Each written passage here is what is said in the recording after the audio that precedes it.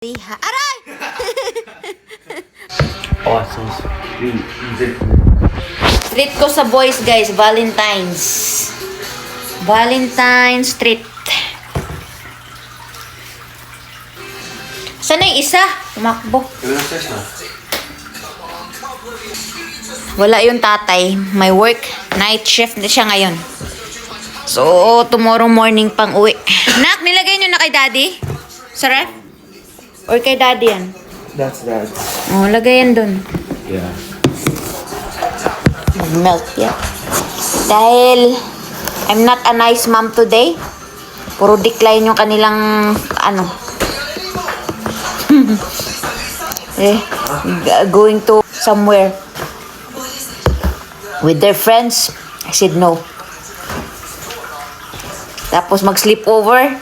I said no.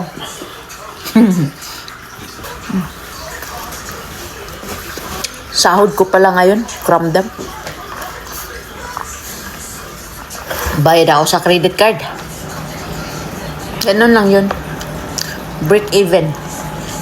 Nag-usapan na namin mister yan eh. Puro tayo reklamo dito, trabaho, bahay, tas utang, utang bayad. While sa Pilipinas, hindi natin magagawa yung ganyan na utang bayad, trabaho, bahay. Most of the time, nasa bahay tayo, pero walang nagpapautang sa atin. Yun yung reality. So, yun na lang iniisip natin. Ganun talaga. Kumayod ka, kung may gusto ka, paghirapan mo. Salamat tayo, may trabaho tayo. At saka healthy. Actually, utang nga pala to. Kasi nagbayad na ako. So, utang na naman ako ngayon. So, next bayad, next sahod. Kahit nag-no ako sa kanilang, ano guys, hindi naman yan nagmamaktul yung mga yan, mga understanding yan. Mababait ba? Katulad ng ibang mga kabataan, pagka hindi pang nagbigyan, yung gusto, yung nakabusangot, mga nagdadabog. Sila hindi. Bukas pa ang Valentine's sa amin. Musta naman mga Valentine's dyan dyan?